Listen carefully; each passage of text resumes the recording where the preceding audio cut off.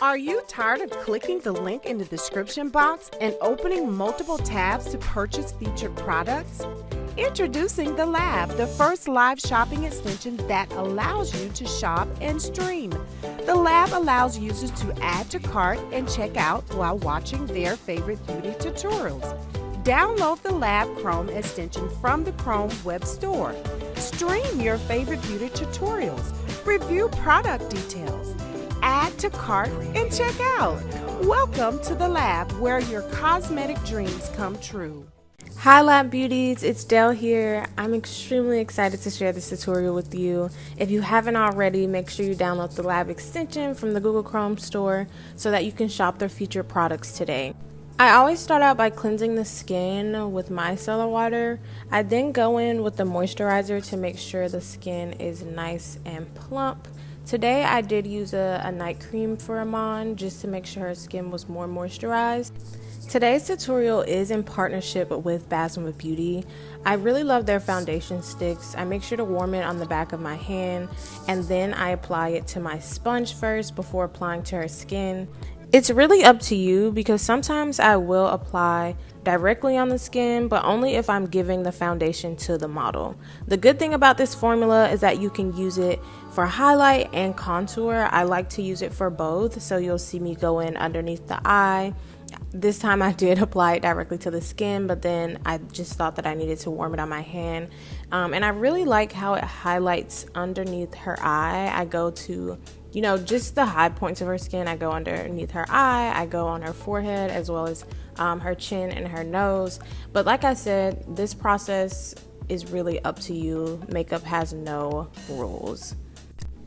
I like to blend with the brush first and then use a sponge. You really just want to make sure that there's no creasing before you set the under eye, so that's why I always go back and forth with my sponge and my brush.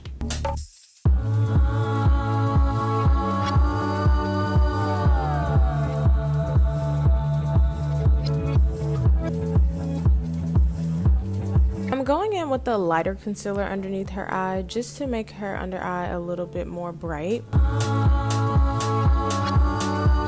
I then go in with the contour, but very subtle. The focus will really be the eyes today, so I don't want a harsh contour. And then I really just go in and blend with the brush just to make sure that it's not too harsh and that I'm hitting all of the spots that I really want to hit. And then I go in with my sponge just to make sure that it's completely blended. You want to make sure not to forget the hairline. I don't go in very harsh on the hairline, but I always make sure that I put a little bit of warmth on the hairline. I don't always do nose contour, but today I added just a little and blended it using a brush. I think that nose contour is really about preference. I make sure to blend into her brow and down her nose so that it looks a little bit more seamless. We do have a lot of lights here, so that's why I went in to make sure that there's a little bit of depth and structure to her nose.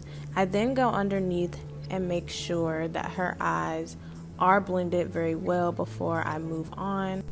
Here I'm setting under the eye lightly with the powder foundation. I press the foundation into the sponge and then press it underneath her eyes. I'm using what's left on the sponge just to set the remainder of her face. And then I go in with the loose setting powder to bake. I always do eyes last, so this is not only helpful for me to bake her under eye, but it also just protects against any fallout. Eyebrows are my favorite part. Jackiana is the reason I started doing brows after foundation, and I never really looked back. So when I shape the eyebrows, I do a thin layer because I just think it's easier for me to blend. I don't like dragging the concealer all the way down the eye. I just think that it makes the eye color look just a bit muddy for me sometimes. So I just think that this is a cleaner approach. I make sure to blend underneath the eye so that there is no harsh lines. Before you start your eyes, make sure that the eyes are not oily at all. I just take a small tissue and just dab off the excess oil. I go into her crease with a brown and blend lightly. I want to make sure that it's fully blown out. I'm using a sweeping motion back and forth, and I really have a light hand here. It's not very harsh. The lighter your hand is, actually the better your blend. You really don't need to use any harsh motions when blending the crease.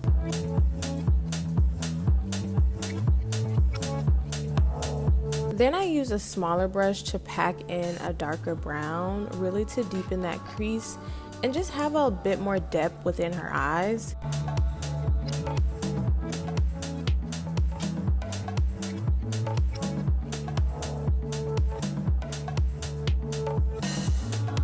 You really want to pack the color into her crease so that we can deepen that crease.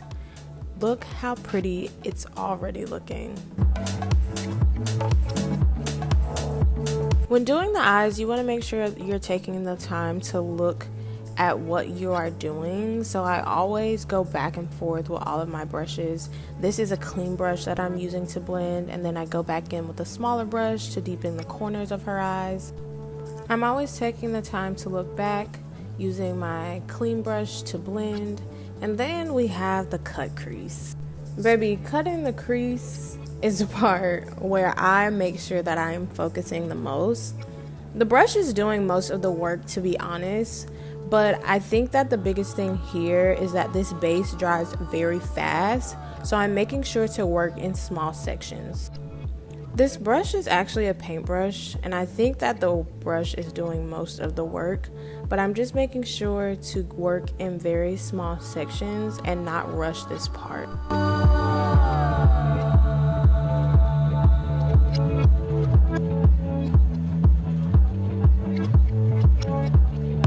Then I go on top with the light pink shadow and blend the edges. This part is where we start to see the eye look really come together. I really use a smaller brush so that I can get close to the crease with the color. Really make sure that you're packing the color onto the crease so that you get the desired look that you want. I really like this mauve pink, so I'm making sure to pack it on as much as possible. And then I go in and blend the corners. I really think that blending the corners is a must when doing a cut crease because you really don't want the eye to look unfinished. I then go on top with this glitter, and for me, the glitter really set it off because that pop of glitter really just took the eye from 10 to 1,000 in less than 2 seconds. You really want to make sure that you're packing the glitter on so you get the most payoff here.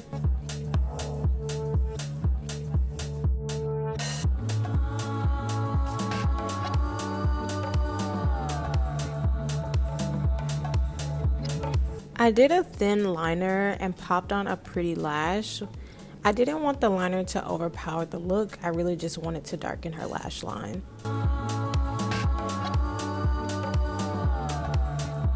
Really take your time here. Make sure you get the lash as close as possible and take your time because baby, it's nothing worse than a lash with a gap. So I'm really just taking my time here, making sure that it's close, making sure that it's very neat. And use your tweezers as much as possible. I kind of go back and forth between my hands and the tweezers, but it's really your preference. And baby, the eye is eating, okay? When you go in with your black liner on the waterline, work in small sections so the eyes don't water so fast.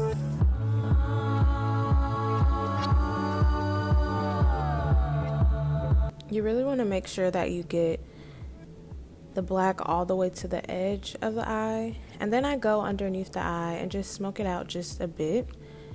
I always sweep away in an upward scooping motion, especially because we use glitter and I don't want to press any of this into the skin. Now we are going in just to warm up the skin a bit and clean up the contour.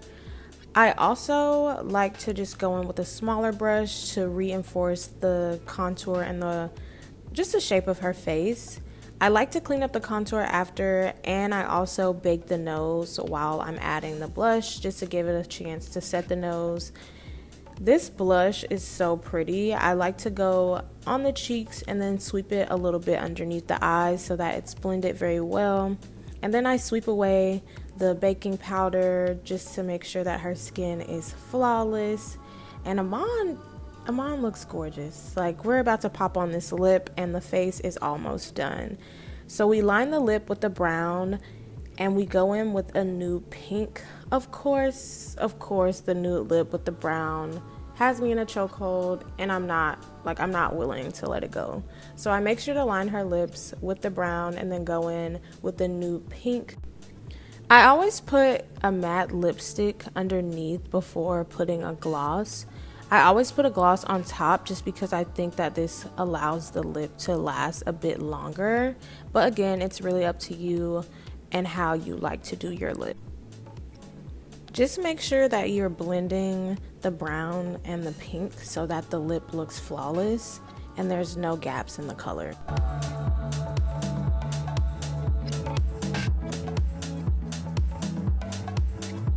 And there you have it, a lab face. She looks stunning.